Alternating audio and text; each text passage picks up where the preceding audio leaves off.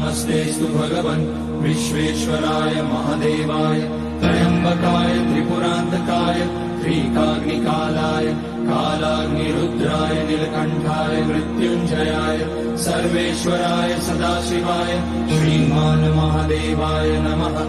ॐ नमः शम्भवाय च मयोभवाय च नमः शङ्कराय च मयस्कराय च नमः शिवाय च शिवतराय च। ॐ त्र्यम्बकं यजामहे सुगन्धिं पुष्टिवर्धनम् उर्वारुकमिव बन्धनान् मृत्योर्मुक्ष्यमामृतात्। नागेन्द्रहाराय त्रिलोचनाय भस्माङ्गनाय महेश्वराय नित्याय शुद्धाय दिगम्बराय तस्मै नकाराय नमः शिवाय। मन्दाकिनी सलिलचन्दन चर्चिताय नन्दीश्वर प्रणतनाथ महेश्वराय